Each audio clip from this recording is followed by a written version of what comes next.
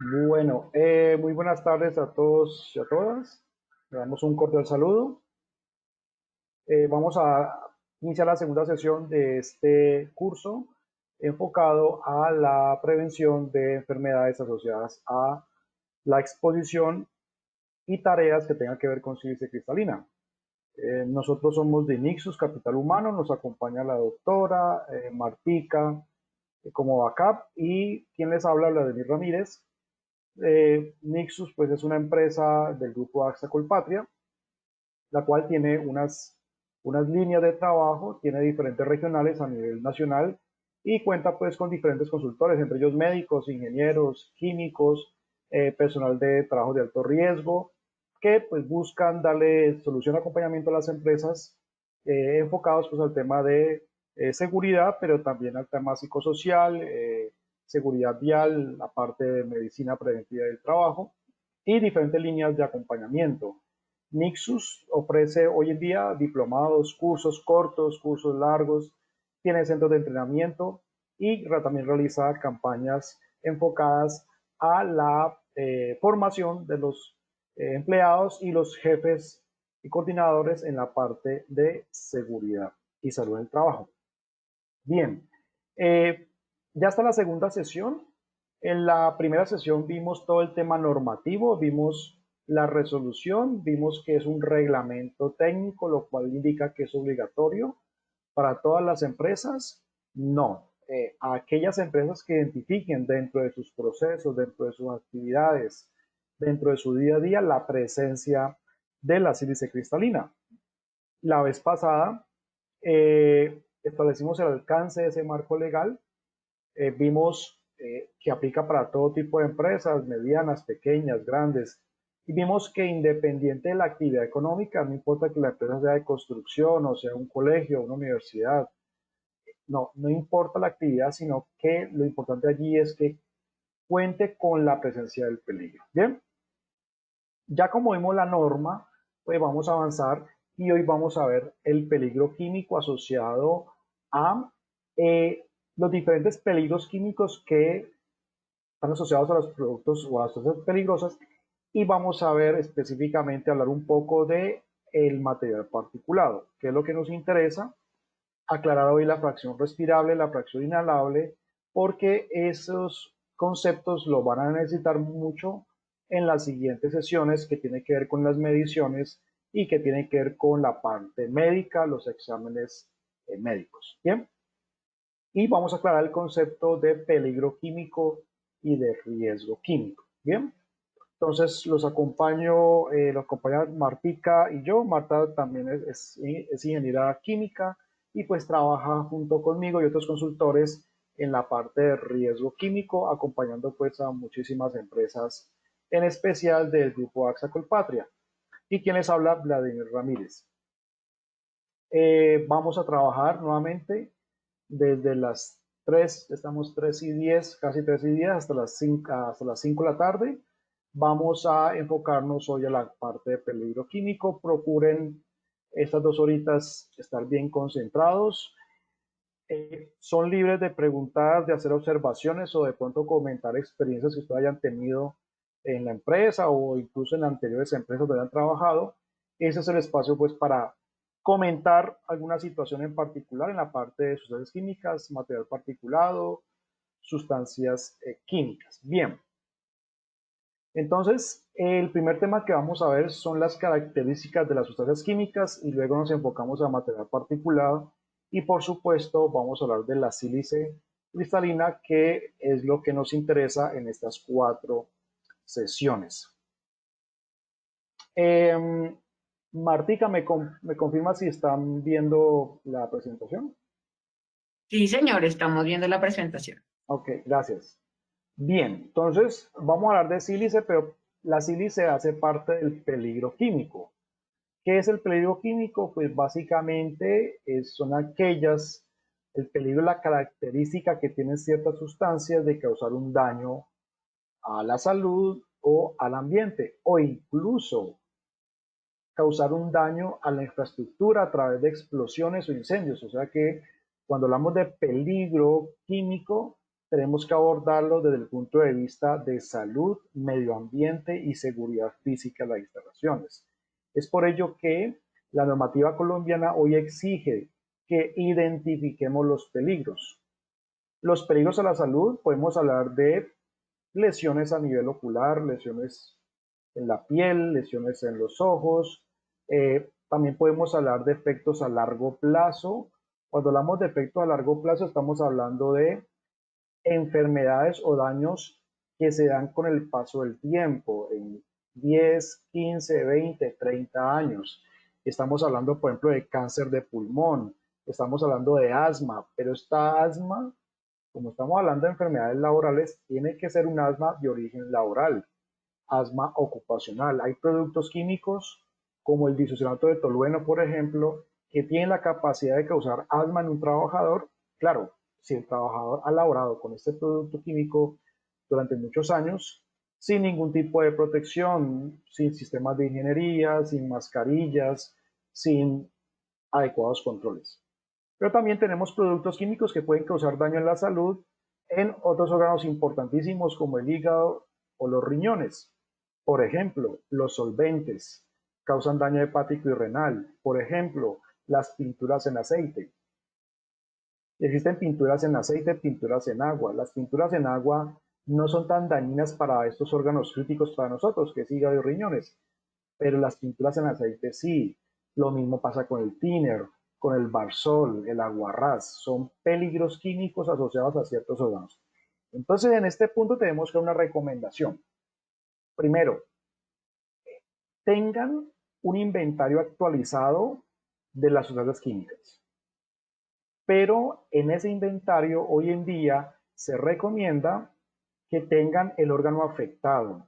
Es decir, a cada producto químico ustedes deberían investigar cuál es el órgano, si es la sangre, los huesos, los pulmones, la vejiga, etcétera, que afecta esa sustancia química.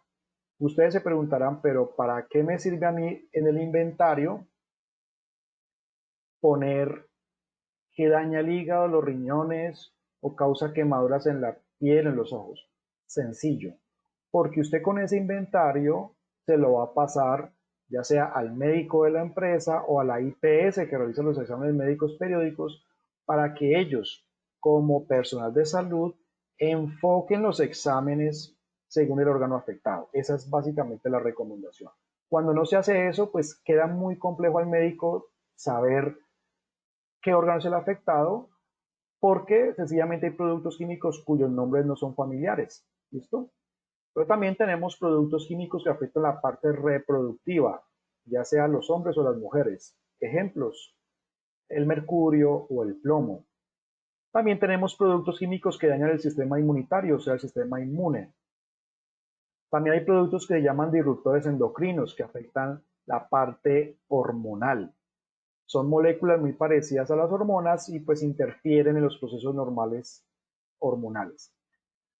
Eso desde el punto de vista de salud. También tenemos productos que dañan la parte física de las instalaciones donde pueden causar incendios o pueden causar explosiones. Estamos hablando de productos que son inflamables, combustibles, oxidantes y obviamente los explosivos o que pueden causar explosiones. Es por ello que en ese inventario tiene que aparecer si ese producto causa un efecto físico, cuál es el efecto físico. Si ese producto es inflamable, cuál es el grado de inflamabilidad. Es extremadamente inflamable, es poco inflamable, es oxidante, es comburente, etcétera, etcétera.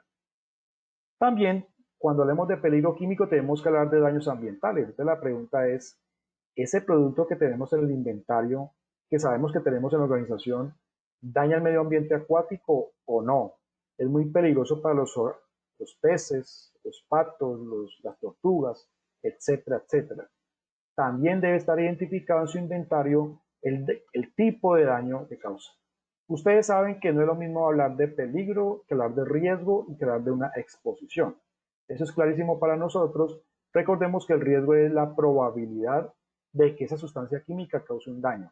Hablamos de riesgo químico, hablamos de peligro químico y hablamos de exposición a agentes químicos. El riesgo químico, por lo tanto, es la probabilidad de que un producto químico cause un daño. ¿Cuáles daños? Los que acabamos de mencionar. temas de cáncer, irritación, quemaduras, daños hepáticos, renales, etcétera, etcétera.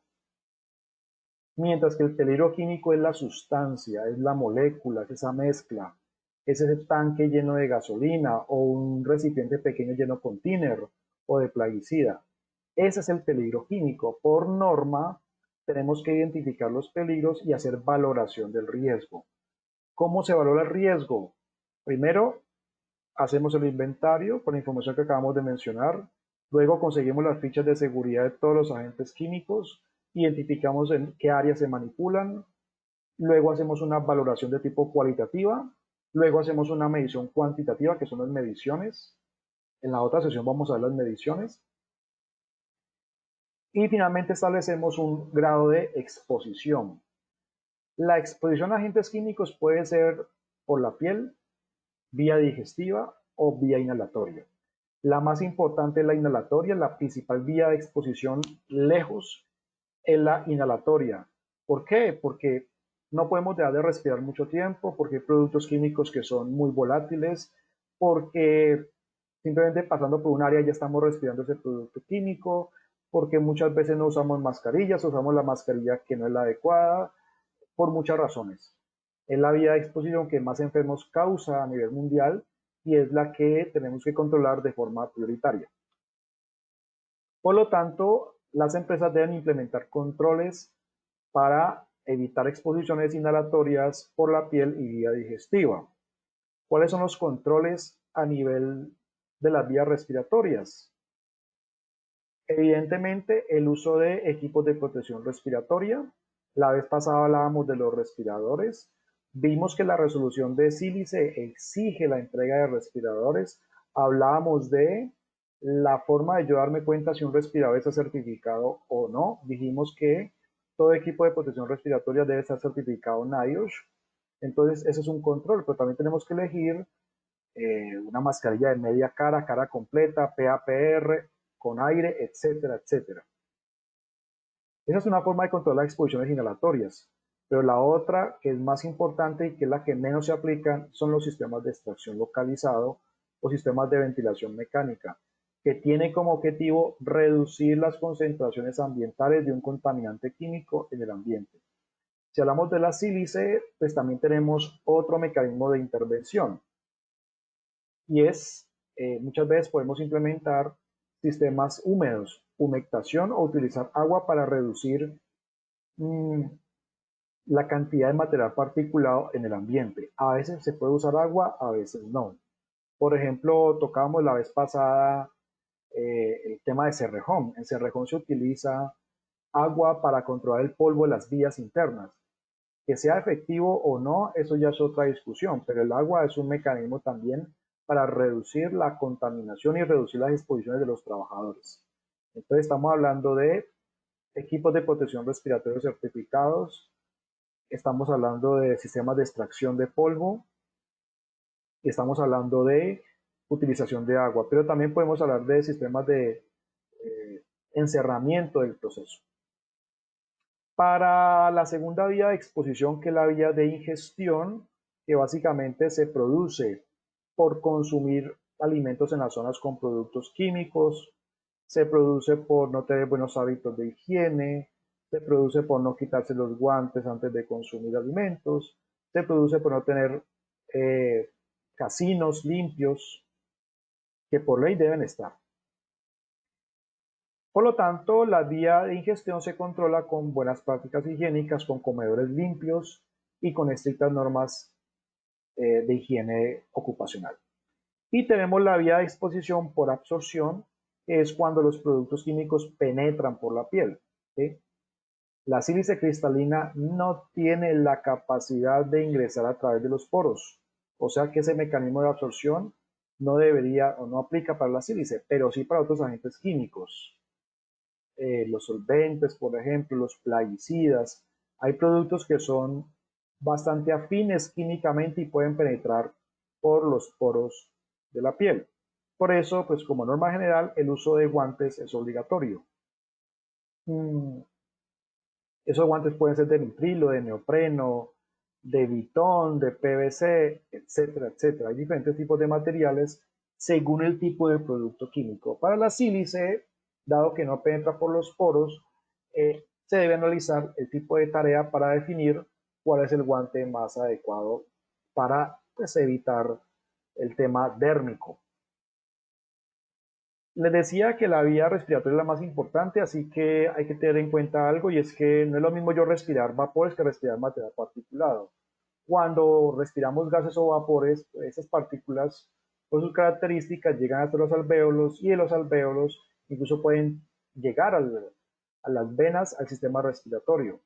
Esto ocurre con plaguicidas, con solventes, con thinner, con pintura.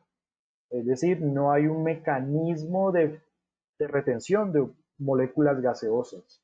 El material particulado funciona diferente, y pues las partículas, el polvo, la sílice o el asbesto, sí quedan depositados en el pulmón, causando daños graves.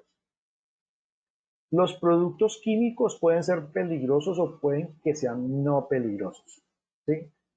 La sílice evidentemente es un contaminante químico peligroso, por eso hay un gatizo de silicosis, por eso hay un reglamento de silicosis, y en Colombia se han calificado ya muchos casos de silicosis ocupacional.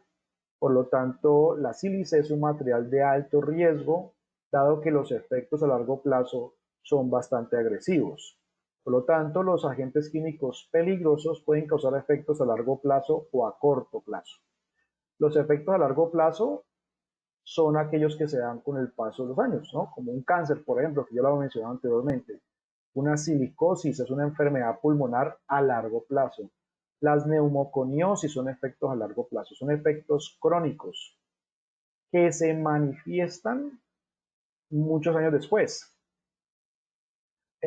Por ejemplo, la exposición a asbesto puede causar cáncer, pero el periodo de latencia del cáncer por asbesto es de 30 años, 30, 40 años. Pero también tenemos efectos a corto plazo, que son efectos agudos. El caso más típico de los efectos agudos son los efectos ocasionados por los venenos, los plaguicidas o los gases tóxicos, el cloro, el amoníaco, la fosfina, el ácido sulfídrico. Son gases que causan efectos a corto plazo. La sílice, pues, no va a causar efectos a corto plazo. Nadie se enferma por sílice en 6 meses. Los efectos de la sílice son siempre crónicos a largo plazo. Bien, este gráfico muestra cómo, cómo aumenta la intensidad del efecto versus los mecanismos de reparación o mecanismos de compensación. Entonces, cuando uno parte trabajando desde este punto de la gráfica con un producto químico, llámese el que se llame, y no tenemos protección, no tenemos ventilación, no tenemos uso de equipos de protección, no utilizamos agua, etcétera, etcétera, pues nuestra salud se va deteriorando lentamente hasta cierto punto, hasta vamos a llamar que partimos del punto A, luego el punto B.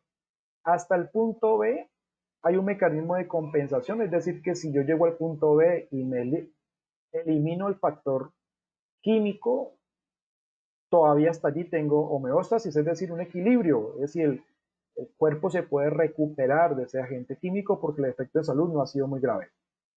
Pero si yo llego hasta el punto C, es decir, sigo manejando, por ejemplo, la sílice o un plaguicida, no tengo protección, no tengo adecuados controles, ya en el punto C se puede venir ya un daño reversible, es decir, que posiblemente con tratamiento médico se puede revertir ese daño. Por ejemplo, una intoxicación por metales pesados, que con un tratamiento médico, con ETA o con algún medicamento que el médico toxicólogo le suministra a su paciente, podría ese daño revertirse en cierta medida.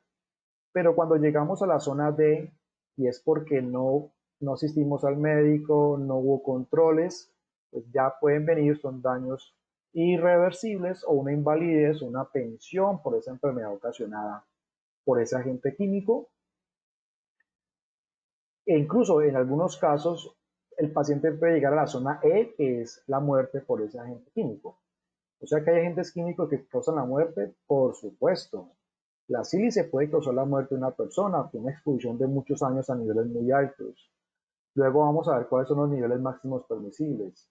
El asbesto puede causar la muerte, ya ha causado la muerte en trabajadores que han manipulado durante muchos años y sin controles el asbesto. Los humos de la soldadura también son contaminantes particulados muy agresivos. Y así sucesivamente hay un sinnúmero de agentes químicos que pueden causar la muerte en muchos años. Por esto, pues las empresas implementan sistemas de vigilancia, que es lo que van a ver con la médica, implementan exámenes médicos para evitar daños a la salud y hacer prevención y detectar de manera rápida algún signo, algún síntoma que sospeche que la salud se ha visto alterada por algún agente químico u otro agente. Los productos químicos causan daños en diferentes partes. Hay productos que causan daños a nivel del cerebro, sistema nervioso. Por ejemplo, el plomo y el mercurio son metales pesados, los solventes, el boxer. Eh, ya está comprobado que dañan el sistema nervioso, los pesticidas también, y pueden causar daños irreversibles a nivel de este sistema nervioso central. Tenemos productos irritantes de las vías respiratorias, como los vapores ácidos, por ejemplo, los vapores del ácido nítrico, del ácido sulfúrico, la soda cáustica. Los humos de soldadura causan daño a nivel pulmonar, pero también a nivel del sistema respiratorio. Por eso es que hoy en día todo soldado pues, debe utilizar protección respiratoria. Los humos diésel son irritantes, pero también son cancerígenos. A nivel pulmonar, pues hay muchísimas sustancias que causan daño pulmonar. Hablamos de los humos de soldadura, de la sílice cristalina, el polvo de cemento, el asbesto, etcétera. También tenemos productos que dañan el hígado, como los solventes. Allá hablamos del tiner, Barzola, Guarrás. El cloruro de vinilo es un producto que daña el hígado.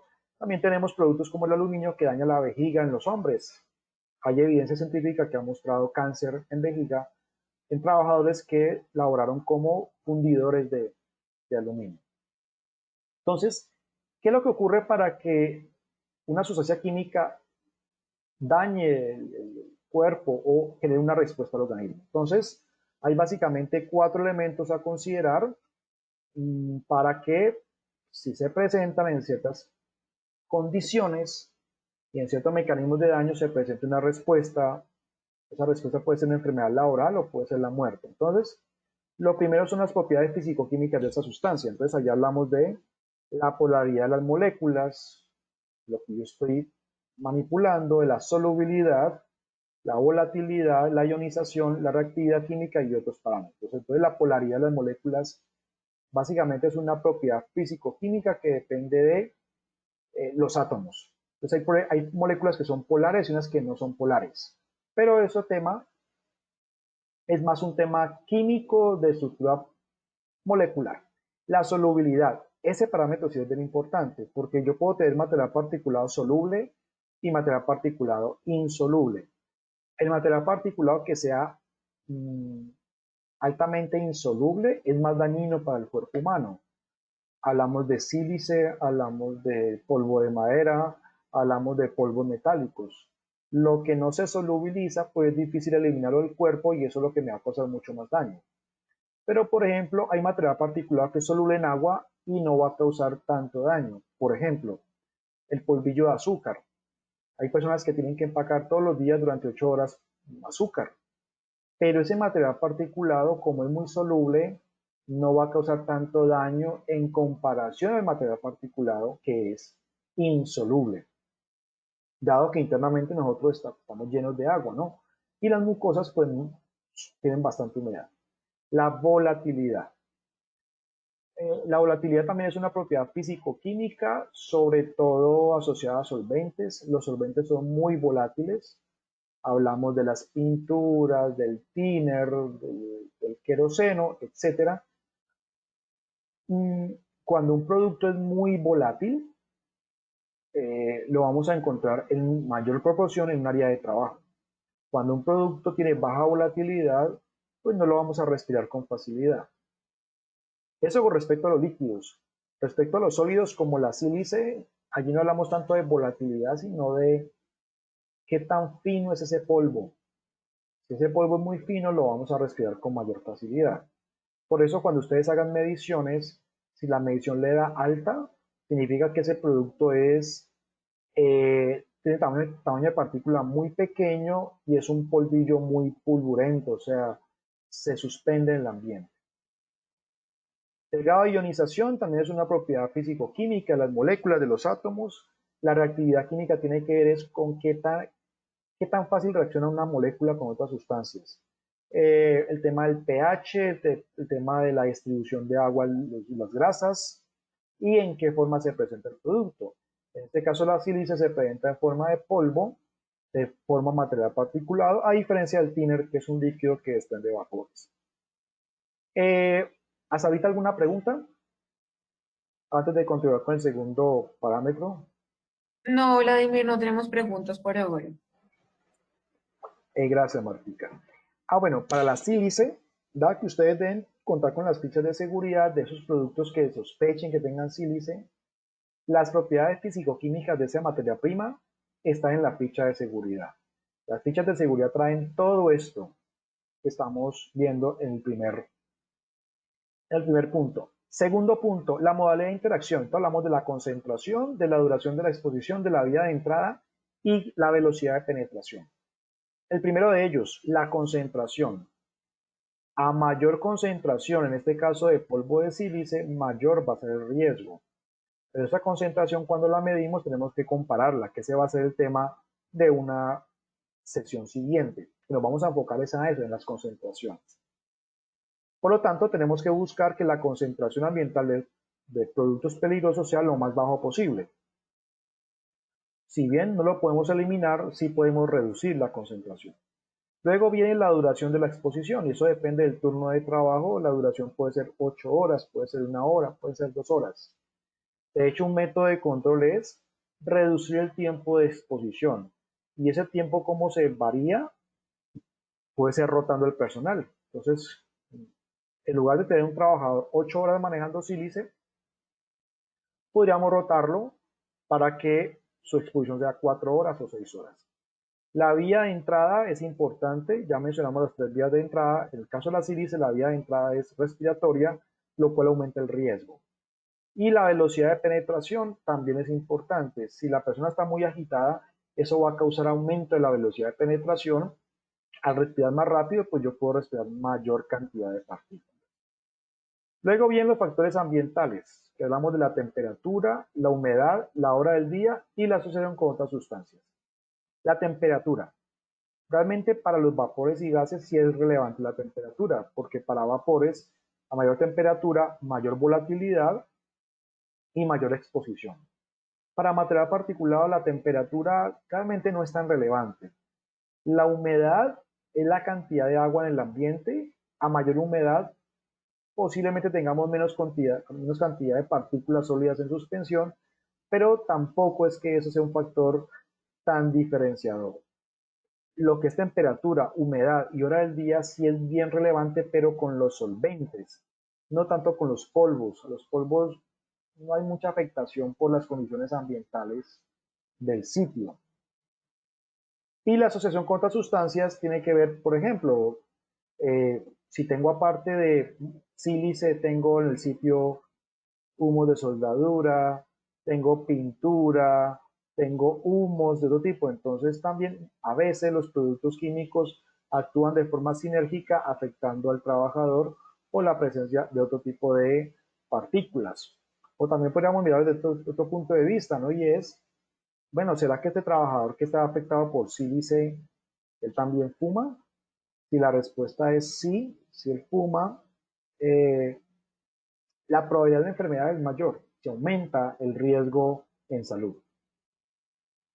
Y por último tenemos los factores biológicos, que básicamente dependen de ese organismo, ¿no? Entonces depende la absorción, la distribución de ese producto químico. Entonces, cuando uno maneja un químico, tenemos la absorción del químico, la distribución en el cuerpo, la biotransformación, que normalmente se da por hígado, riñones, y la excreción.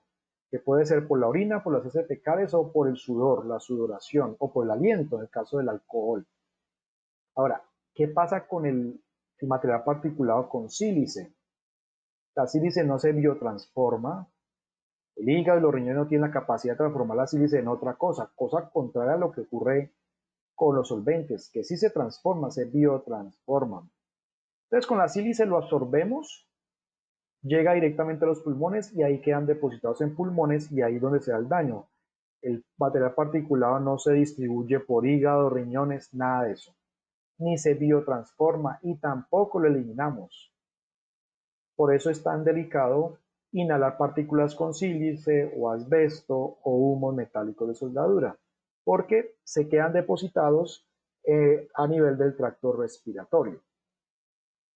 En el caso de solventes y moléculas orgánicas, hay también un tema de reactividad de receptores, también los plaguicidas, y ya factores personales como el metabolismo o el sexo o temas genéticos mmm, podrían verse afectados en que se aumente o se disminuya el factor de riesgo por una enfermedad. Entonces fíjense que hay una cantidad, hay unos 20 factores asociados que definen si ese producto químico va a causar un daño o no a esa persona. Y por supuesto, pues, que cause una enfermedad laboral. Toda empresa debe contar con un programa de higiene ocupacional. Y ese programa de higiene ocupacional debe considerar agentes químicos, físicos y biológicos.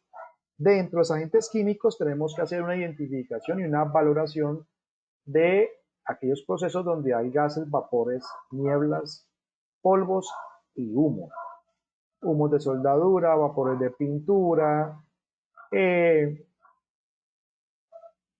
por ejemplo, gases como el monóxido de carbono, el dióxido de carbono, gases como el cloro, etcétera. Y polvos con el material particulado asociado con la sílice. Pregunta, ¿donde ustedes están trabajando en la ciudad donde están, en ese centro de trabajo, qué contaminantes químicos les aplica? ¿Gases, vapores, nieblas o polvos o humos? ¿O ninguno o todos o cuántos de estos? ¿Qué tipo de contaminantes se presenta en su sitio? Ya sé que en Cerrejón pues hay fijo material particulado, pero no sé qué otro.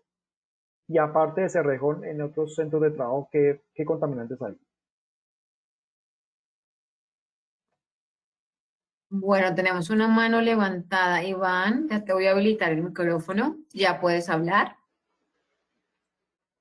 Bueno, tenemos humos metálicos en la actividad de soldadura, material particulado pues en la actividad de barrido. Digamos que ese es como un factor significativo de polvo de sílice en nuestra empresa por la cantidad de trabajadores expuestos en esa actividad. Y no, pues así que recuerde, no, no más. Polvos y humos, ok. Bueno, Gina Paola Reyes menciona que gases de soldadura, vapores orgánicos provenientes de las pinturas. Ujú.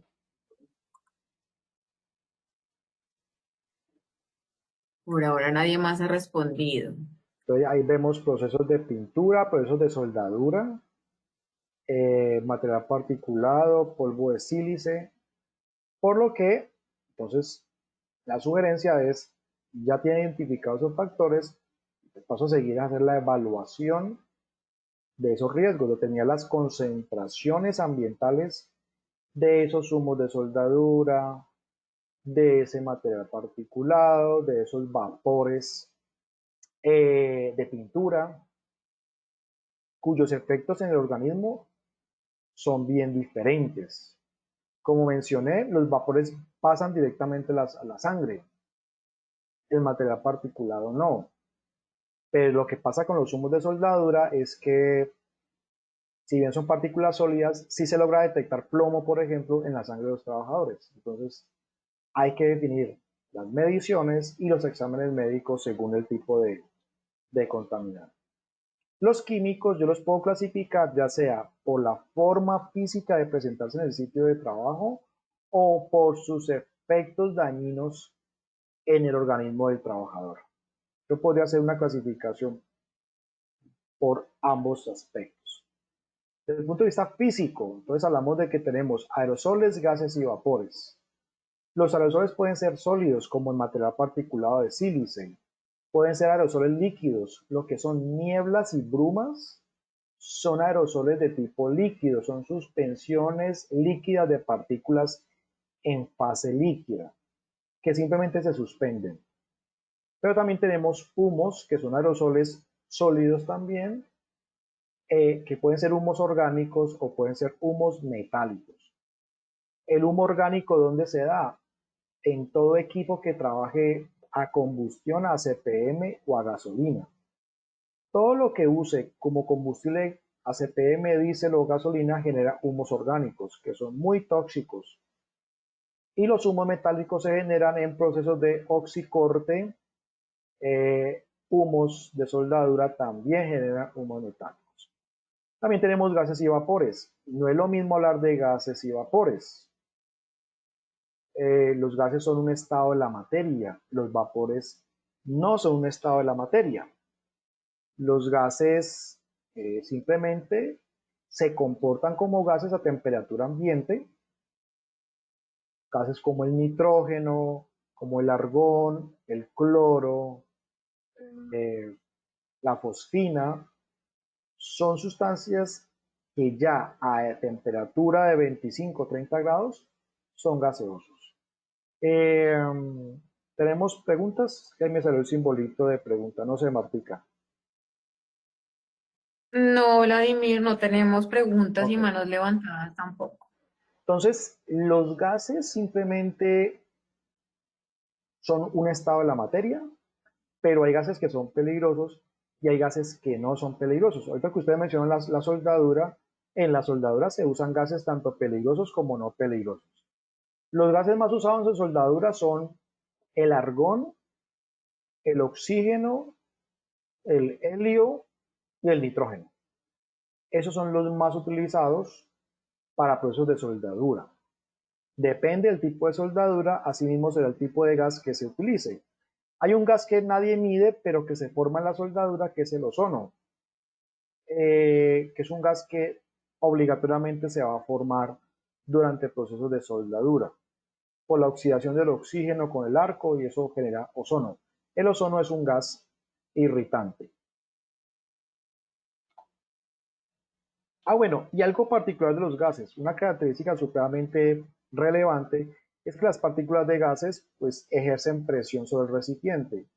Por eso uno mide con un manómetro el contenido de un gas dentro de una pipa. Y por eso las pipas tienen que ser metálicas por la alta presión que se acumula en su interior. Los vapores, en cambio los vapores no son un estado de la materia. Básicamente los vapores es cuando las partículas de ese líquido alcanzan su forma gaseosa, es decir, escapan al ambiente lentamente y se van evaporando. La gasolina genera vapores, el agua genera vapores, los alcoholes, los pegantes, el boxer, los adhesivos generan vapores. Cuando usted sienta el olor a un producto químico, está oliendo el vapor. Cuando nos aplicamos desodorante o loción, estamos inhalando los vapores, no los gases. Entonces, químicamente es diferente las de un vapor a un gas. Los vapores pueden descender si son muy pesados o pueden ascender si son muy ligeros. Los gases también, pero los gases tienden más a ocupar el espacio que los ocupa. Es decir, el vapor o se va para arriba o para abajo. El gas tiende como a ocupar todo el espacio. Esa es una diferencia bien importante. Por lo que para que un vapor se forme, normalmente tiene que alcanzar el punto de ebullición. Por ejemplo, el agua tiene punto de ebullición de 100 grados, pero hay productos químicos que tienen puntos de ebullición de 70, 80 grados, o sea, se evaporan rápidamente. A menor punto de ebullición de un producto químico, vamos a esperar mayor presencia de esa sustancia. O sea que si yo tengo un producto con un punto de ebullición de 80 grados, y tengo otro producto con un punto de ebullición de 60 grados, este último, si yo tengo ambos recipientes destapados, el último se va a presentar en mayor concentración en el sitio. Y eso tiene que ver con la presión de vapor. Cada producto químico en forma líquida tiene una presión de vapor diferente y básicamente la presión de vapor es qué tanta presión ejerce ese vapor sobre su fase líquida. Y dependiendo pues de esa presión, el producto va a estar en mayor proporción o no. Casi todos los productos químicos en forma líquida pues van a generar evaporación, pero cada uno de ellos, dependiendo de su temperatura de ebullición, se va a volatilizar más rápido o no. Por ejemplo, aquí tenemos unos productos químicos con su presión de vapor. A mayor presión de vapor, el producto va a ser mucho más volátil. A menor presión de vapor, el producto se va a evaporar con menor rapidez. Por ejemplo, el éter etílico tiene una presión de vapor de 500 milímetros de mercurio, es altamente volátil, más volátil que el benceno, por ejemplo. Las nieblas son partículas líquidas en suspensión que se forman por condensación de varias partículas gaseosas. Las nieblas pueden ser, por ejemplo, nieblas de ácido sulfúrico, que son bastante peligrosas. Los aerosoles pueden ser sólidos. Los aerosoles por lo general son partículas de menos de 100 micras. Y el tema de las micras vamos a ver que es bien relevante y es un punto central tanto para hoy como para el momento que vean con la doctora el tema de los exámenes médicos. Entonces, normalmente los aerosoles pueden ser sólidos o líquidos y tienen menos de 100 micras de diámetro. Lo que tenga más de 100 micras, pero realmente desde el punto de vista de salud no es tan relevante, dado que es difícil respirar unas partículas de 300 o 400 micras. Es muy grande como para uno respirar. Y aquí entramos dentro de las partículas y entre los aerosoles entramos al material particulado. El material particulado puede ser partículas tanto inorgánicas como orgánicas. Ellas pueden ser inhalables, torácicas o respirables. La vez pasada hablábamos de lo orgánico y lo inorgánico. Pregunta, ¿qué significa eso de partículas inorgánicas o partículas orgánicas? ¿Cuál es la diferencia entre polvo inorgánico y polvo orgánico?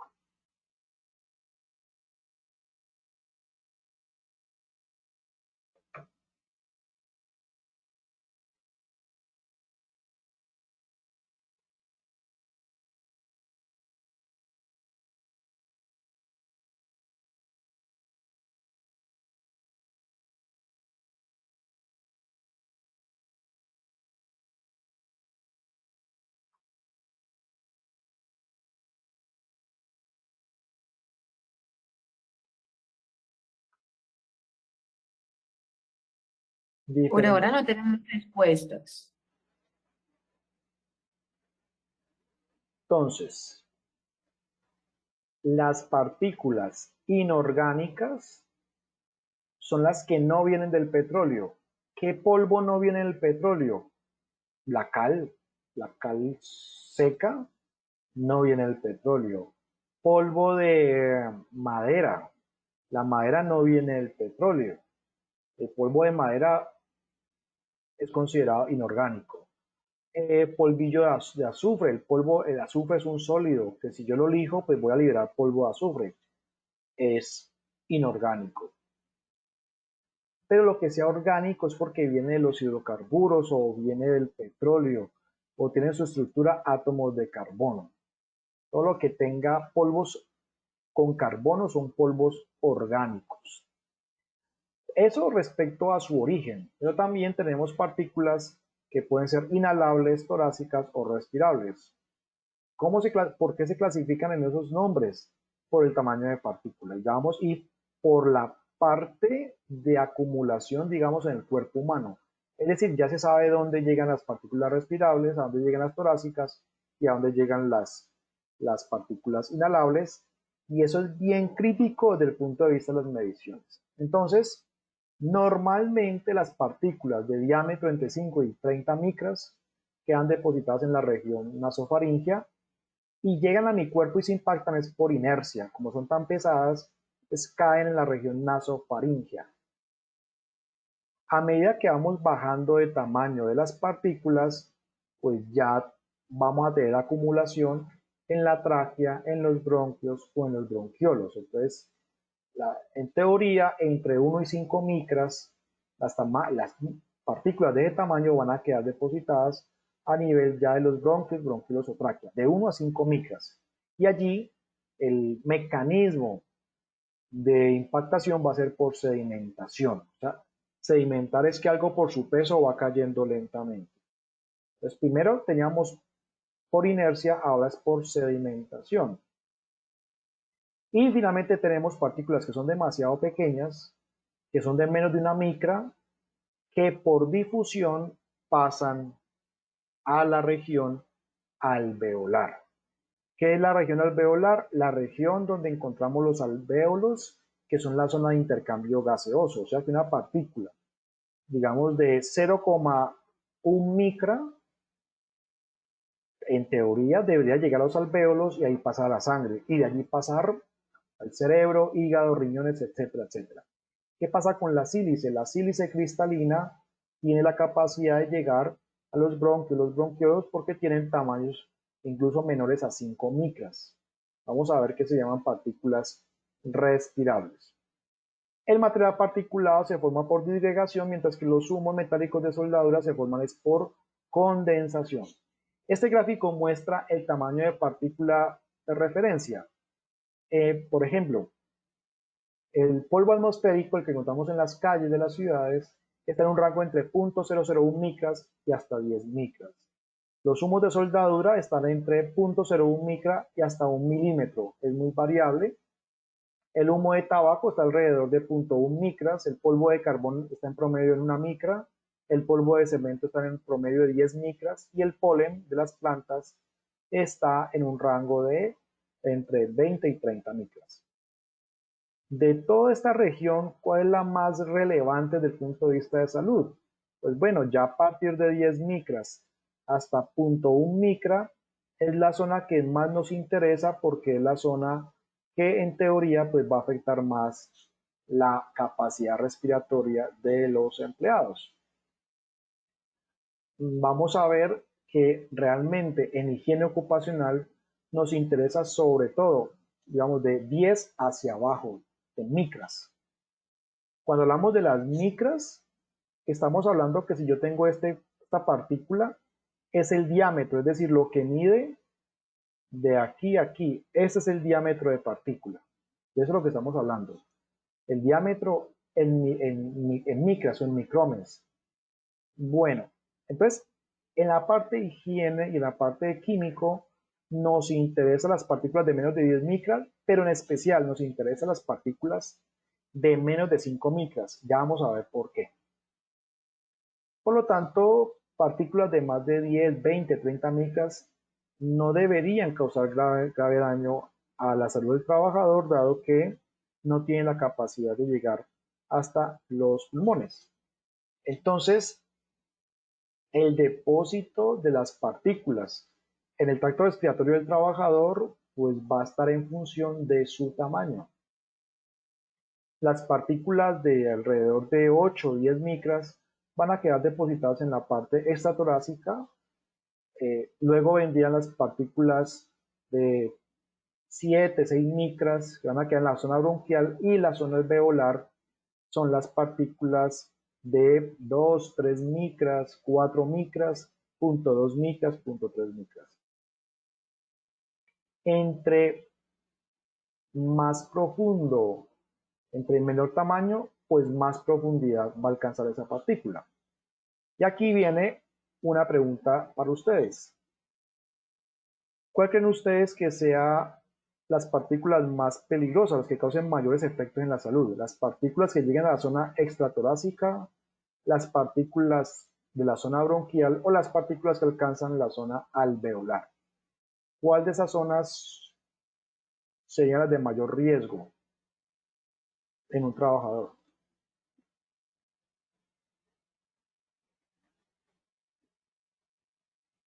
Bueno, tenemos la mano levantada de Iván. Iván, ya te habilité el micrófono. Esto, pues uno lo que ha visto con esa silicosis y eso es como diámetros de partículas muy pequeñas que llegan a los alveolos y a los bronquios. porque pues en realidad se incrustan y no hay cómo poder limpiarlos, ¿no? Por decirlo así. Sí. Pero entonces la enfermedad que da es que se incrusta, por ejemplo, esa sílice ahí en el bronquio y que se calcifica o qué pasa ahí, Vladimir, como para conocer. No la voy a responder ahorita porque no soy médico, pues yo tengo idea, pero es mejor que responda la médica. No sé si la médica está por aquí conectada, creo que sí, para que nos ayude con esa pregunta, para yo no adelantarme. No, Martín, Vladimir no está conectada. ah, No, no bueno. está conectada. Bueno, a ver, le doy una respuesta muy rápida, pero pregúntale eso a la doctora cuando se vean con ella. Pero, ¿qué ocurre? Esas partículas, uno las respira, ellas quedan depositadas allí. Y se dan una serie de mecanismos, el organismo intenta eliminarlas, porque el organismo, nosotros tenemos un sistema defensivo, ¿no? Unas células blancas, unos glóbulos blancos, que intentan eliminar esas partículas, no pueden y se dan unos procesos inflamatorios y unos procesos irritativos, una inflamación muy fuerte, que eso dura muchos años, y producto de esos procesos inflamatorios se producen unas calcificaciones a veces y se da un daño pulmonar crónico, ¿sí? No le quiero responder más porque es un tema de salud y tendrá un espacio para eso, pero como las partículas no se pueden sacar, no se eliminan, nuestras células defensivas intentan fagocitarlas, intentan destruirlas y no van a poder nunca, porque esas partículas son muy fuertes, son minerales resistentes y se da una inflamación. Voy a poner un ejemplo. Supongo que usted está en su casa o en su apartamento y entra un ratón eh, y usted busca ese ratón toda la tarde y usted acaba con su apartamento y no acaba con el ratón. Usted al final de la tarde dañó su apartamento y no consiguió eliminar ese ratoncito. O sea, el mismo sistema causa unos daños por ese mismo proceso de tratar de eliminar las partículas. Con el asbesto pasa lo mismo. El asbesto causa unas calcificaciones y unos desórdenes a nivel inmunitario. Entonces, las partículas más dañinas para la salud humana y para los trabajadores son las partículas que llegan a la zona alveolar. Y entonces la pregunta sería, ¿cuáles son los tamaños de esas partículas? Pues aquí están partículas de 0.2 micras, 0.3 micras, son las que más se depositan en la zona alveolar. Y aquí tenemos partículas de 5, 4, 3 micras. Por eso, yo con esto, porque eso está asociado a lo que vamos a ver cuando veamos la parte de mediciones. Por eso el reglamento técnico exige medir sílice respirable, porque las partículas respirables son las de menos de 5 micras. Si usted mide partículas de 10 micras como sílice, no está haciendo nada porque no son tan dañinas las de 5 micras en comparación a las de 3 micras.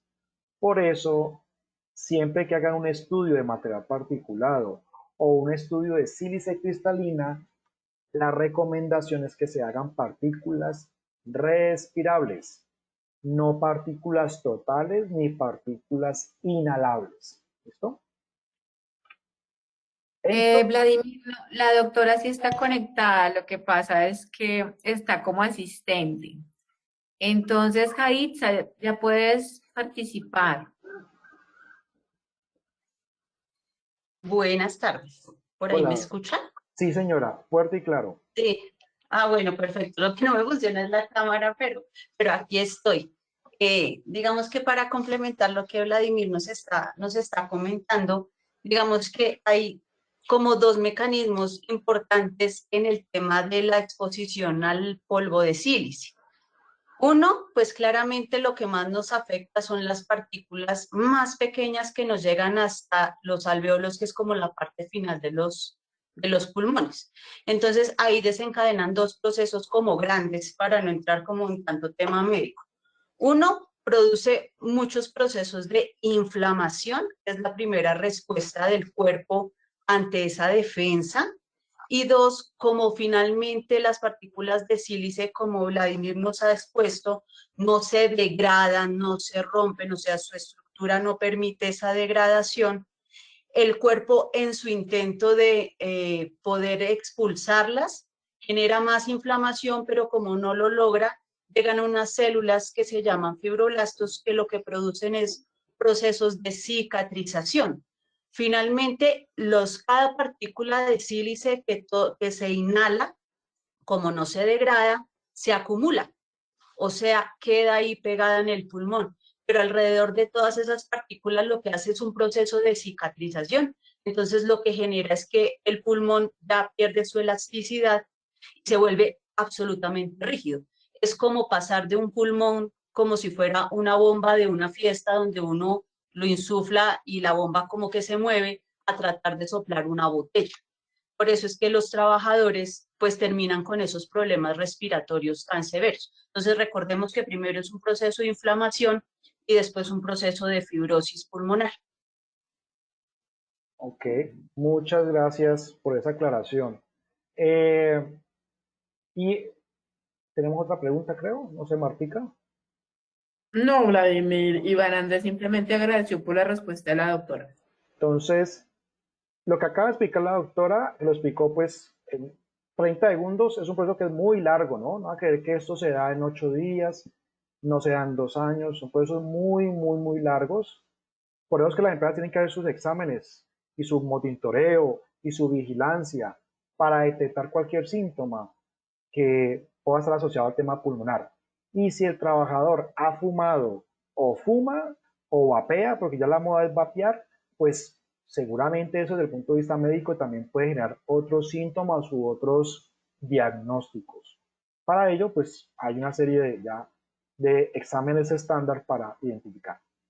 Entonces, miren que el tamaño de partícula es el que básicamente determina si la persona tiene un riesgo alto de enfermarse o no. Entonces, vamos a establecer que hay 3 fracciones de polvo. Y esto es súper importante porque esto les va a servir para entender el tema de las mediciones y luego cuando la doctora también les hable de los exámenes médicos y los criterios para definir pues la vigilancia médica. Tenemos el polvo total, el polvo torácico y el polvo respirable. El polvo total son todas las partículas que pueden penetrar por mi nariz hasta 100 micras, es decir, de 100 micras para abajo. 100, 80, 10, todas las partículas grandes, medianas y pequeñas que tengan la capacidad de ingresar por mi nariz, lo llamamos polvo total o polvo inhalable, ¿sí? Lo inhalable es lo que uno pueda respirar. Luego vienen las partículas o el polvo torácico, que son partículas de 10, 8 micras, que básicamente si yo las respiro, van a quedar en su mayoría depositadas en la zona torácica de mi sistema respiratorio. Y ya luego vienen las partículas respirables, que son las partículas de 5, 4, 3, 2, 1 micra, que son realmente las partículas que van a causar eso que acaba de decir la doctora respecto a los efectos dañinos y los efectos crónicos a largo plazo, enfermedades respiratorias. Es decir, que realmente, y lo que nos dice la teoría es que las partículas respirables son las que causan daño pulmonar a largo plazo en los trabajadores. Por eso las mediciones de higiene deben solicitarlas como por partículas respirables. Si yo sumo todas las partículas de todo tamaño, desde 1 micra hasta 100 micra, eso que yo recolecte en un muestreo se llama polvo total, ¿sí? El problema de tomar muestras de polvo total es que no vas a poder diferenciar el tamaño de partícula. Entonces, en adelante cuando hablemos de polvo respirable, estamos hablando de aquellas partículas que por su tamaño sí tienen la capacidad de albergarse en los pulmones, de llegar a los pulmones, ¿sí? Por diferentes mecanismos físicos. Entonces el polvo respirable son las que llegan a los bronquiolos, se depositan, son bastante peligrosas, son de un tamaño bastante pequeño, 1 micra, 2 micras, y pueden llegar incluso a la región de intercambio gaseoso en los pulmones. ¿De ahí pasan a la sangre? No. Es difícil que el material particulado, partículas sólidas, pasen a la sangre. Ellos no tienen la capacidad de ejercer un mecanismo que se llama difusión, que es atravesar un tejido. Entonces, como no se difunden, pero sí quedan depositados en los alvéolos o en los bronquiolos, allí va a ser el daño crónico con el paso del tiempo. Mientras que el polvo inhalable, como les decía, son polvos de 100 micras para abajo, no para arriba, no, de 100 micras, 100, 90, 80, 50, 40, etc. Son las que ingresan por mi nariz y se depositan en cualquier parte del sistema respiratorio. Se llaman partículas inhalables. Para que comparen tamaños, fíjense el tamaño de un polvo de sílice en comparación al tamaño del vello facial. Fíjense que el tamaño es bastante significativo. El polvo de sílice es muy pequeño si usted lo compara con el tamaño del vello facial.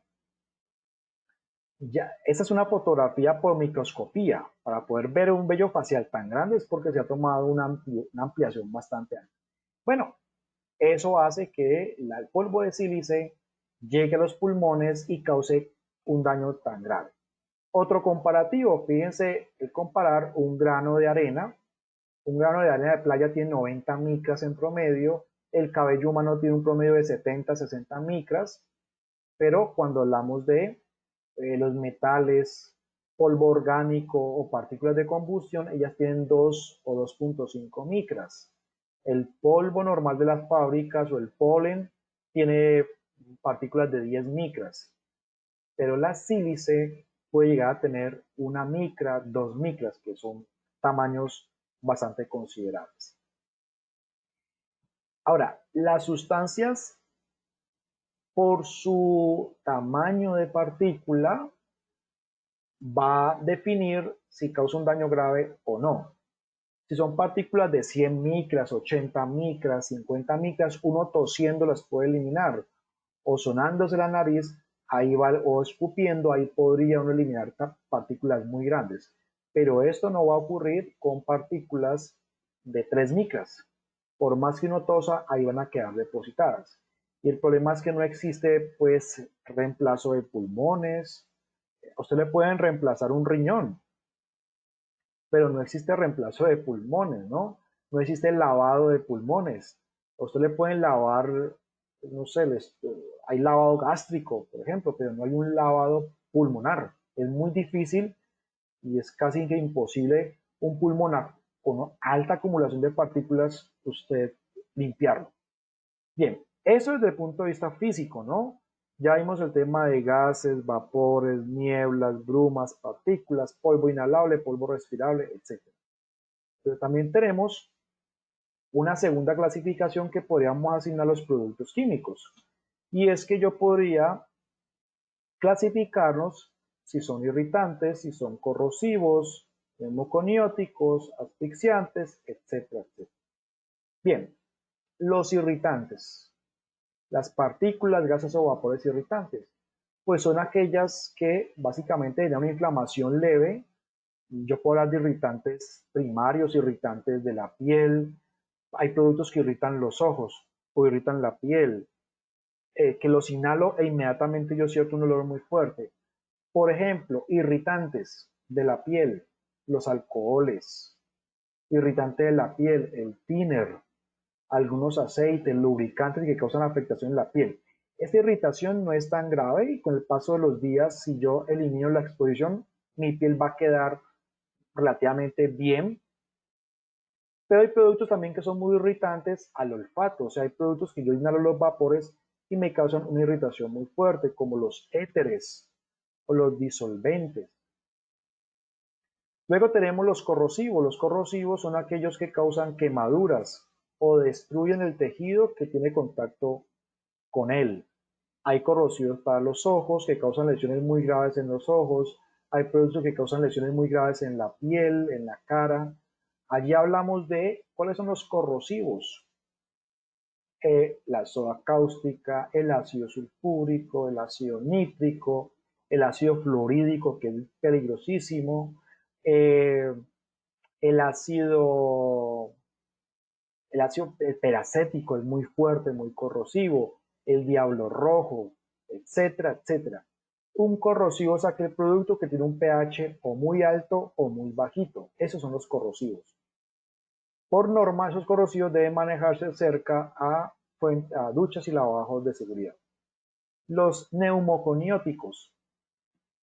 Los neumoconióticos son aquellos que se acumulan en los pulmones y que causan afectación directamente a nivel de los pulmones. La palabra neumoconiótico, ¿qué significa? Neumo, pulmones, conióticos, acumulación de partículas en los pulmones. Repito, neumo, pulmones, conióticos, acumulación de partículas en los pulmones, y allí pues, va a haber una acumulación, un depósito, y con los años, si la persona no deja ese trabajo o no se implementan controles, va a haber acumulación en esa parte. ¿Cuáles son los neumoconióticos? Por ejemplo, la sílice cristalina, que causa neumoconiosis, el polvillo de carbón también es neumoconiótico. Es decir, son todos aquellos polvos que pueden causar bastante daños. Los asfixiantes. Los asfixiantes son aquellas partículas, gases o vapores que pues me asfixian, es decir, desplazan el oxígeno y me van a causar asfixia. Por ejemplo, el nitrógeno causa asfixia, el monóxido de carbono. Luego tenemos los anestésicos que deprimen el sistema nervioso central y te pueden dormir o te pueden causar quedas como decimos vulgarmente, queda uno como trabado. El boxer causa eso, por ejemplo. Luego tenemos los sensibilizantes. Los sensibilizantes son aquellos que pueden causar asma, dermatitis o rinitis alérgica. Hay ciertas fibras textiles que causan rinitis o las mismas partículas de madera. Y hay productos que causan asma que son sensibilizantes. Luego tenemos los cancerígenos o los que causan el daño al ADN, los mutágenos, los reprotóxicos.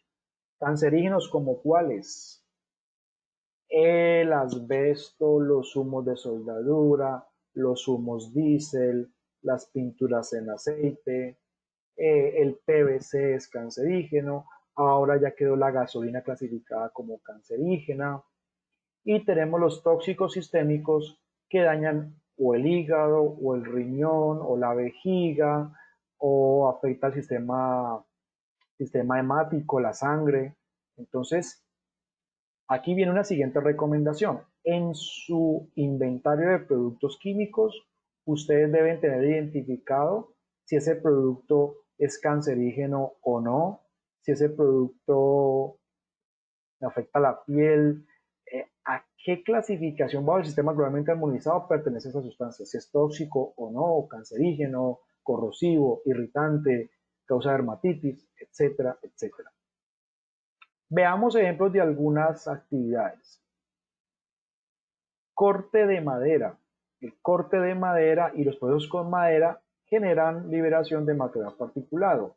Cuando se corta la madera, aparecen partículas de diferente tamaño, tanto respirables como no respirables. Por lo tanto, una persona que maneje o que corte madera o que elige esa madera debe utilizar sistemas de extracción y de protección respiratoria, dado que si no lo utiliza, hay maderas que causan graves daños pulmonares. Por ejemplo, ya se sabe que las maderas duras pueden causar cáncer nasal, por lo que los carpinteros pues, deben utilizar sistemas de protección respiratoria. Tenemos el polvo de la harina. Con esta harina se fabrican galletas que comemos, productos alimenticios. Los operarios de las fábricas donde se fabrican galletas, que tienen que manipular la materia prima que es la harina, deben protegerse muy bien, y las empresas deben implementar sistemas de extracción, dado que este polvo de harina ya se ha comprobado que tiene efectos bastante agresivos a nivel de salud. Por ejemplo, el polvo de harina ya se sabe que puede causar asma ocupacional. De hecho, el límite permisible para el polvo de harina es bastante bajito. Las máquinas donde se mezclan las harinas para fabricar alimentos y galletas deben contar con sistemas de extracción de partículas. La harina, aunque sea un alimento, Y aunque consumir galletas no nos causa efectos, la harina se puede consumir, pero la harina no debe inhalarse, dado los efectos tan dañinos a nivel del tracto respiratorio. Las empresas cementeras, las empresas fabricantes de cemento deben contar con controles, dado que el cemento contiene cal, contiene minerales, contiene magnesio y por supuesto sílice cristalina.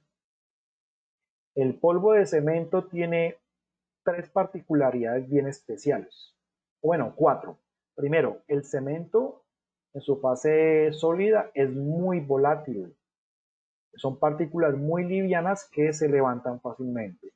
Segunda característica, el cemento es un material que puede causar silicosis dado su presencia de sílice y cáncer, por supuesto. Tercera característica, el cemento puede causar quemaduras, es corrosivo. Y cuarta característica del polvo de cemento es que puede causar dermatitis. Si una persona maneja cemento todos los días sin guantes, puede aparecer dermatitis. Y hay evidencia científica que muestra pacientes con dermatitis, producto de su labor, producto de manejar ese material sin protección personal. Las personas que trabajan en la construcción pues se maneja todo el tema de ladrillos y cemento. Bueno, el personal que trabaja en obras civiles, obras de construcción, tienen exposición potencial a sílice cristalina por procesos de barrer, triturar, lijar, cortar ladrillo, pulir y hacer acabados. Por eso todas las empresas de construcción deben implementar un sistema de vigilancia epidemiológica para prevenir la silicosis y deben implementar el reglamento técnico de sílice cristalina que vimos la vez pasada. La exposición puede ser de forma directa o indirecta, ya sea que yo esté cortando los ladrillos o yo esté cerca del corte del ladrillo. Hay un proceso que llama sandblasting. ¿Qué es el sandblasting? Es la utilización de polvo de sílice para retirar la pintura de estructuras metálicas. Estructuras ya sea tanques de almacenamiento de hidrocarburos, se utiliza para retirar la pintura de las neveras cuando se quieren volver a pintar las neveras, para pintar carros. Es decir, cualquier estructura metálica hoy en día, en lugar de retirar la pintura pues a mano y con lija, se utiliza sandblasting, que es la proyección de alta velocidad, de altísima velocidad de partículas de arena. Cuando la partícula de arena choca con el metal, pues se fragmenta en partículas muy pequeñas. Es por esto, y además como se usa aire comprimido a alta velocidad, es una actividad bien riesgosa. Por eso, como ustedes pueden ver en las imágenes, el operador de sandblasting tiene que ponerse una escafandra especial con un sistema de ventilación. El aire se lo debe proveer un compresor. Ese compresor encendido pues le va a suministrar el aire todo el día, si es que el proceso de sandblasting va a durar todo el día. También para sandblasting pues se deben hacer mediciones de sílice. Lo que pasa es que aquí la medición se hace en el interior de la escafandra, no por fuera, porque por fuera haría altísima la cantidad de partículas, pero como es una escafandra hermética, realmente no debería ingresarle o generalmente no ingresan partículas al interior de este dispositivo de protección personal. Esta es una actividad muy común que se usa mucho a nivel industrial para procesos de mantenimiento, básicamente. Volviendo al tema de la construcción, hay que tener en cuenta que no importa el rol o el cargo de la persona, independiente pues de lo que haga en la obra civil, todos los trabajadores deben recibir información sobre la sílice, deben entregar mascarillas para partículas. Algo bien importante, no existen mascarillas para sílice, no, existen mascarillas para material particulado. Y eso hay que entregárselas a todas las personas que trabajen en las obras. Aquí tenemos un trabajador que está preparando una mezcla de cemento, concreto, que es una mezcla de agua con cemento. Ellos también tienen una posible exposición a material particulado, sílice cristalina. El cemento libera partículas respirables, las cuales hay que controlar y hay que medir. Cuando las actividades se hacen a cielo abierto, en donde como esta actividad, en donde no hay forma de montar sistemas de extracción, pues básicamente la empresa con qué debe contar. Debe contar obviamente con entrega de equipos de protección respiratoria certificados, debe contar con los niveles de exposición, debe contar con la ficha de seguridad de ese producto y debe contar con exámenes médicos y las capacitaciones al personal. Al personal hay que comunicar el riesgo. ¿Qué significa comunicar el riesgo? Que el trabajador sepa que son partículas cancerígenas, que son partículas dañinas para su salud y debe tener información de los equipos de protección personal. También existen tareas donde se utiliza la sílice para temas de acabados o fabricar piezas de mezcla de cemento con arcilla o arcilla contaminada con cemento. Entonces hay muchos trabajadores también, no solamente el sector de la construcción, sino el sector de acabados, en donde son piezas que se fabrican para las casas, piezas decorativas a base de piedra caliza, a base de cal, pero también a base de cemento y por supuesto de sílice. Ellos también tienen posible exposición y contacto a la sílice cristalina. Las empresas que procesan y venden materiales de construcción, hablamos de roca, hablamos de esos materiales que se mezclan con el cemento para las fundiciones. Todas esas empresas que sean del sector de la minería o sector de los agregados de construcción tienen exposición a sílice cristalina. Es por ello que los operarios deben utilizar respirador todo el día, porque pues muchas veces no se puede controlar las exposiciones a pesar de que se utilicen controles, como el agua que mencionamos anteriormente. Si a pesar de que yo utilice sistemas de ingeniería, extractores, ventilación, agua, los niveles permisibles siguen siendo muy altos o el valor ambiental sigue siendo muy alto, pues necesariamente toca utilizar respirador con filtros.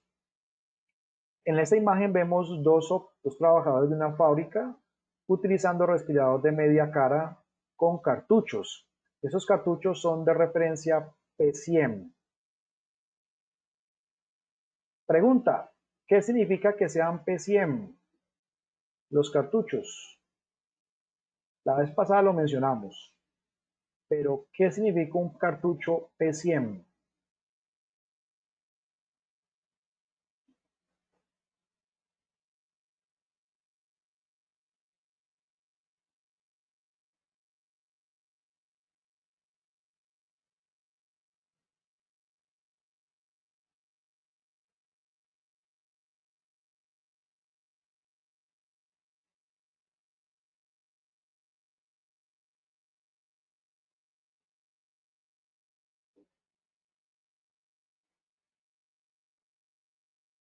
No tenemos respuestas, Vladimir. Bueno, P100 significa, la P de papá significa que resiste contra partículas aceitosas. ¿Cómo así partículas aceitosas? O sea que si un ambiente es aceite y ese aceite contamina el polvo del ambiente, esos cartuchos me van a servir contra esas partículas aceitosas. A diferencia de las mascarillas o partículas N95 o N100. Las partículas, las mascarillas N95 no sirven para partículas aceitosas. ¿Cómo se forman las partículas aceitosas? Muy sencillo, imagínense en un taller mecánico que hay mucho polvo y en el piso hay aceite y comienza a entrar viento, ventean la taller, entonces el viento trae polvo, el polvo se contamina con el aceite que hay en el piso y luego se levanta y yo recibo ese polvo aceitoso. Ese es un ejemplo de aceite, polvo aceitoso. Entonces las partículas, los filtros P100 son los de mayor protección, dado que protegen contra partículas secas, no aceitosas y partículas aceitosas. Por eso tienen que evaluar muy bien si vamos a entregar a los trabajadores mascarillas N95 o filtros P100 o filtros N95. Depende de si el polvo está con aceite o sin aceite. Esa es la diferencia.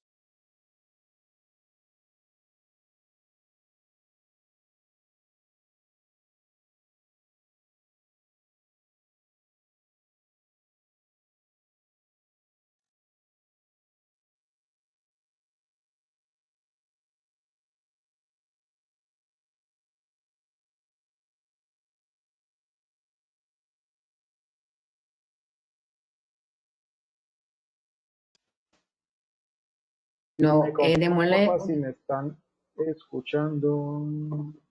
Sí, Vladimir, ya te volvimos a escuchar. Entonces, estábamos viendo la diapositiva, estabas haciendo la Martica, ¿ahí me explicación. escuchan? Sí, ahí te escuchamos. Lo último que escuchamos fue la explicación sobre los filtros P100.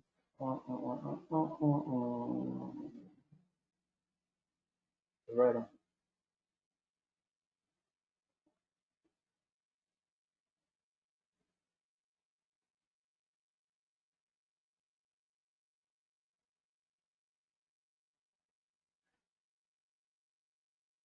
Martica, que no le escucho. No sé si me están escuchando. Sí, Vladimir, sí te escuchamos.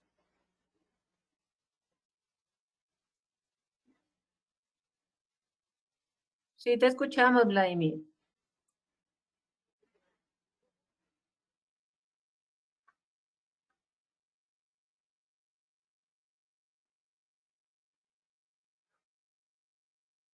Ah, bueno. Que pensé que no me están escuchando. Bueno. Bien. Otra actividad en la cual se evidencia la presencia de sílice cristalina es la minería. La minería de tipo socavón, tanto para extraer carbón como para extraer oro.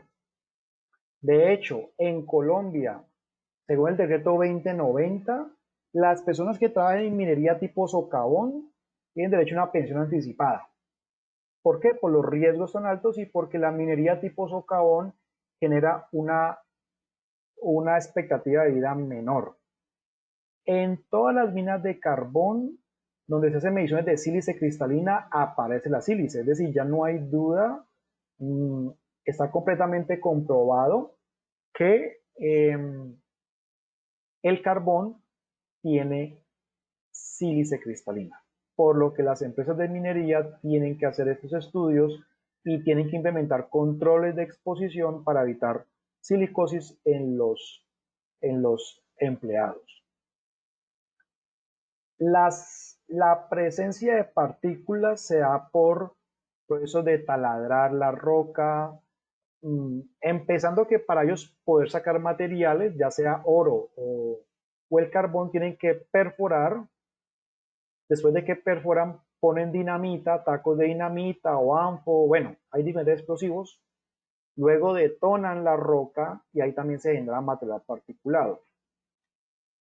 Y esto genera exposiciones a veces altas en los empleados. Por eso es obligatorio que al interior de las minas utilicen altas cantidades de agua para reducir la exposición a material particulado. Esta imagen corresponde a un área de extracción de hidrocarburos a través de la técnica conocida como fracking o fracturación hidráulica. ¿Qué es el fracking? Es una técnica de extracción no convencional de hidrocarburos. Hablamos de hidrocarburos, gas y petróleo. El fracking básicamente consiste en taladrar el suelo unos 3 o 4 kilómetros. Después de eso se inyectan productos químicos tóxicos, se inyecta arena de sílice y esa arena de sílice tiene como objetivo permitir la salida de gas y petróleo, por eso unas aberturas que han hecho las empresas de exploración y de extracción de hidrocarburos. ¿Qué es lo que pasa? Que para el fracking, práctica que está prohibida en Colombia por ahora, se utilizan altas cantidades de arena de sílice que produce silicosis, obviamente, por lo que los trabajadores de aquellas empresas que practican fracking tienen un riesgo altísimo de cáncer y daños pulmonares, porque la nube de polvo es bastante alta casi toda la jornada de trabajo. Actualmente en Colombia está prohibido el fracking, pero sí ese proceso sí se realiza en países como Estados Unidos y Argentina. Se ha prohibido en Colombia por los daños ambientales que eso produce, pero desde el punto de vista de riesgo por sílice es bastante agresivo este material. Y ya se ha comprobado pues que en estas actividades es bastante alta la exposición. Bien, pregunta hasta ahora. ¿Alguna inquietud, pregunta? No, Vladimir, no tenemos preguntas ni manos levantadas.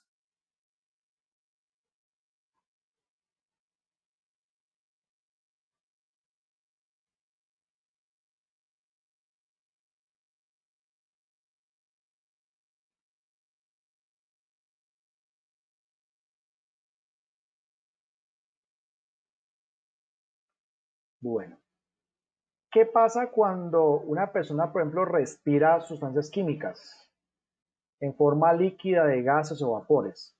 Bueno, entonces empezamos por acá, la asociación química. Aquí podemos hablar de gases, vapores, metales pesados, etc. Les decía anteriormente, cuando son gases y vapores, pues llegan a los pulmones, como son gases y vapores, pasan a los alvéolos y los alvéolos pasan a la sangre. ¿Qué ocurre después de eso? Puede ser que se eliminen, ¿no? Sean sometidos a procesos de excreción. Puede ser. O puede ser que se haga un proceso de biotransformación. En esa biotransformación, por ejemplo, actúa el hígado. El hígado puede transformar o biotransformar esa molécula, la puede activar o la puede inactivar. Si la activa, se forma un metabolito activo. ¿Qué es un metabolito? Es una otra molécula surgida a partir de la molécula que yo inhalé o que yo me comí. Y ese metabolito puede causar un efecto dañino, patológico. Por ejemplo, cuando uno toma alcohol, el alcohol se transforma en otra molécula que es un aldehído, y ese aldehído es el que es tóxico. Pero puede ser que ocurra lo contrario, y es que el hígado, con la ayuda de unas proteínas y unas enzimas, esa molécula la inactive y eliminemos ese metabolito que no causa ningún daño. Pero también hay metabolitos activos que causan daño genético y que por consiguiente me van a causar un daño en mi ADN. Y ustedes saben que ese ADN luego uno lo hereda. Parte del ADN de los hijos viene del padre y parte de la madre, ¿cierto? Bueno, ahí vienen los productos químicos que son genotóxicos y que pueden causar mutaciones en los hijos de los padres expuestos. De modo tal que estos diferentes mecanismos de biotransformaciones, toxicocinética, toxicodinámica, se da con gases y vapores. Con el material particulado, no, porque el material particulado no llega a la sangre por su tamaño, por su estructura física, o sea que esto lo vamos a encontrar es en los tóxicos tipos gases, vapores y cancerígenos también. Dado que muchos productos en forma líquida que respiramos como vapores se eliminan por procesos de excreción, nosotros podemos determinar desde el punto de vista médico y con exámenes médicos si un trabajador tiene o no tiene una sustancia química en su cuerpo. ¿A través de qué? A través de toma de muestras de sangre o a través de muestras de orina. Por ejemplo, los trabajadores que están expuestos a disolventes aromáticos, se les debe tomar una muestra de orina y en esa muestra de orina se les analiza ácido hipúrico, ácido metilhipúrico en su sangre. Si esos marcadores dan positivo, significa que en su cuerpo esa persona tiene tolueno, tiene benceno, etcétera, tiene unos hidrocarburos aromáticos. Por lo que las empresas deben definir, con ayuda de un médico laboral, si se les va a hacer examen de sangre, se les va a hacer examen de orina, etcétera, etcétera. También los metales pesados como el plomo, el níquel, el cromo, el cadmio, se deben determinar en la sangre de los trabajadores que están expuestos. Los productos tóxicos se clasifican como muy tóxicos o de baja toxicidad. Eso depende de un valor teórico que se llama la dosis letal 50 y la concentración letal 50. ¿Qué es eso de la DL50?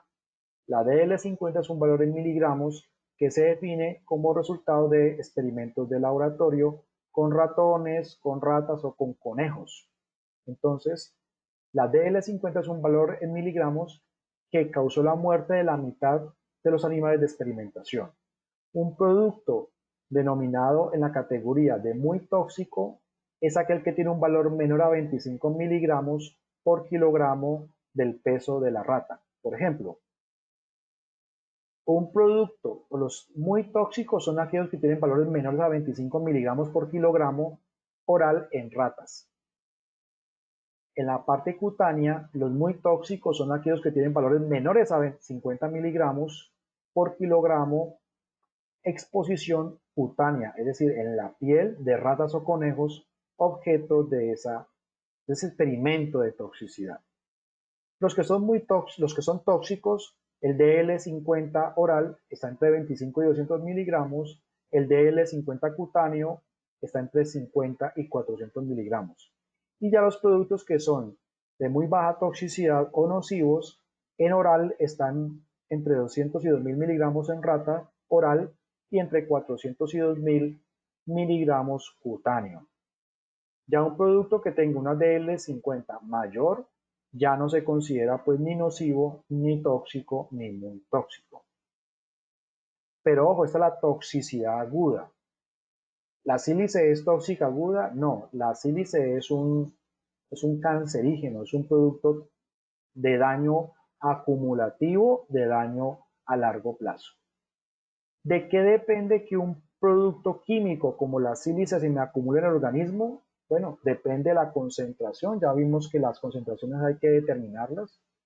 Depende de la duración de la exposición, depende del turno de trabajo. Si ese turno de trabajo es de 4 horas, 8 horas, media hora, 15 minutos. Depende de qué tan solubles sean la sangre en los tejidos. Pero la sílice no llega a la sangre, o sea que este no sería un parámetro a determinar para la sílice, pero sí el ritmo respiratorio. Por ejemplo, si yo tengo un trabajador que barre todo el día a una empresa cliente, nunca se pone mascarilla y está muy agitado todo el día, esta persona tiene un riesgo alto, o sea, la acumulación de partículas en sus pulmones muy seguramente va a ser alta. Si es un gas o un vapor, también depende de la velocidad sanguínea, de la circulación sanguínea y también depende de la reactividad de la sustancia. De estos 6 parámetros, ¿cuáles le aplica la sílice cristalina? Le aplica la concentración, la duración de la exposición, el ritmo respiratorio. Los otros parámetros aplicarían si fuera un gas o un vapor, pero para sílice son concentración, duración y ritmo respiratorio. Y por supuesto, ¿no? El uso de equipos de protección respiratoria, el uso de sistemas de ventilación mecánica o sistemas de extracción. Cuando un producto en forma de gases o vapores, digamos, está en el sistema circulatorio, tiene la capacidad de llegar al hígado, a los riñones, a los huesos, a la vejiga, etcétera, etcétera. Pero si es sílice, si es material particulado, pues básicamente su mecanismo de daño va a ser en los pulmones exclusivamente. Por eso, para la silicosis, pues no se hacen exámenes en riñones o en hígado o en sangre, dado que pues esa no es como su órgano diana, no es la zona de afectación.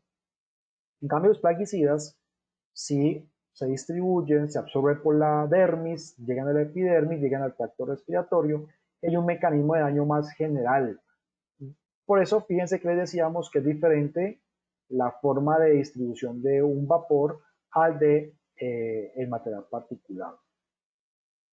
Ya para finalizar, tenemos que decir que la sílice cristalina, vimos que hay cuarzo, hay tridimita, hay cristobalita.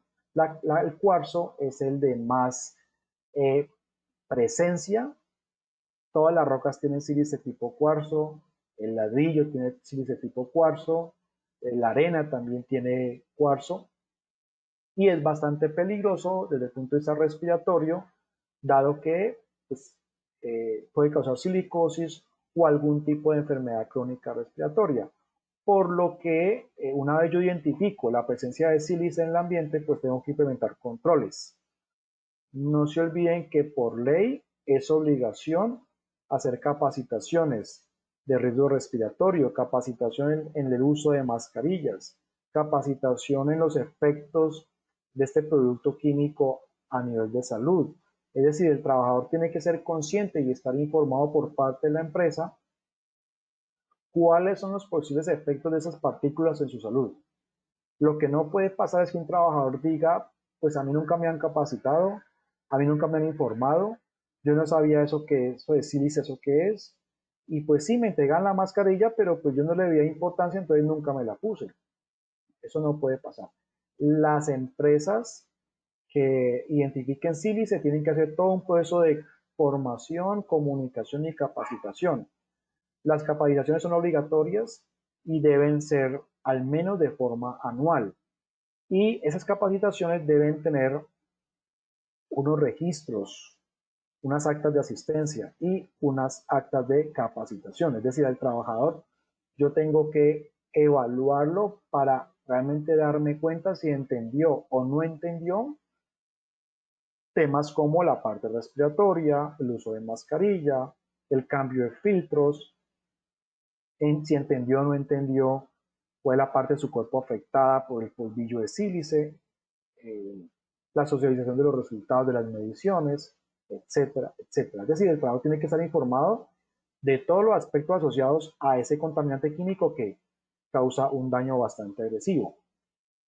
Por ejemplo, en países como Estados Unidos, ellos manejan unos valores de referencia dependiendo si es sílice amorfa, sílice fundida o sílice cristobalita.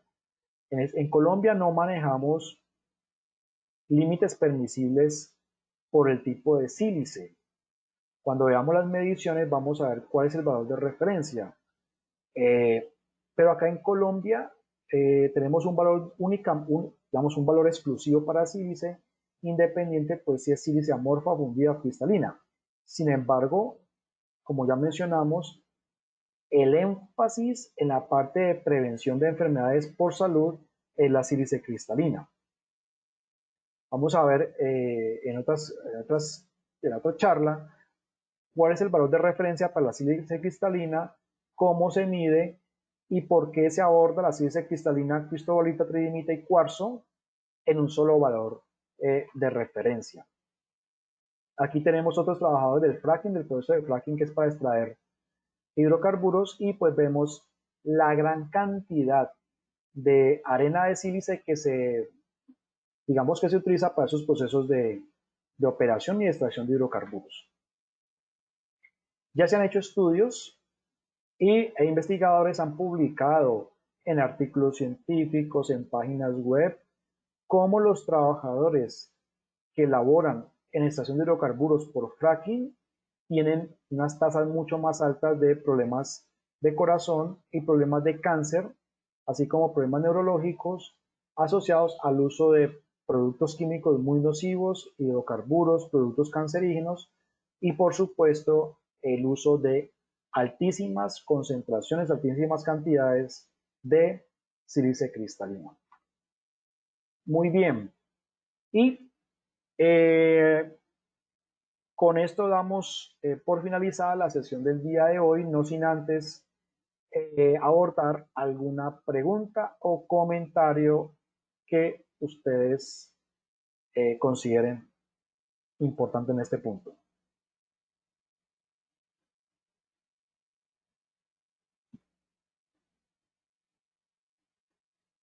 preguntas, inquietudes, comentarios. No, Vladimir, no tenemos preguntas ni manos levantadas.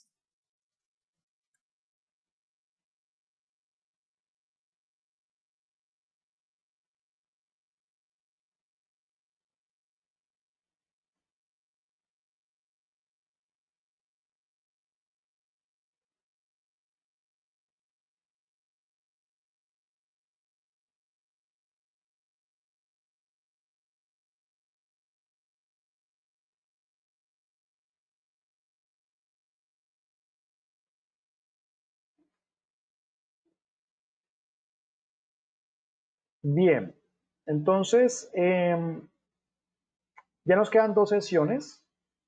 Una sesión donde vamos a ver todo el tema de las mediciones, porque hemos mencionado las mediciones, pero no hemos dicho cómo se miden las partículas, con qué equipos, durante cuánto tiempo, cuál es el valor de referencia, si las mediciones tienen que durar todo el día o toda una semana. Bueno, eso ya lo abordaremos en su momento en la sesión de higiene ocupacional, mediciones. Y nos queda otra sesión con la doctora donde nos van a hablar sobre todo el tema de vigilancia médica. ¿Qué criterios hay que tener en cuenta a la hora de establecer exámenes médicos? Nos va a hablar de las espirometrías, de las radiografías, cada cuánto se hacen, cómo se hacen, a quién sí, a quién no, etcétera, etcétera. Entonces, nos quedan esas dos sesiones. De las 4 ya llevamos hoy la segunda, nos quedan dos más para finalizar pues el curso de sílice cristalina. Pues nada, esperamos que esta sesión les haya gustado, que les haya servido para mejorar el conocimiento y su sistema de gestión y nos vemos en la próxima sesión para dar continuidad a este curso de sílice cristalina. Feliz resto de tarde, lo que queda de tarde y feliz noche para todos y todas. Feliz tarde.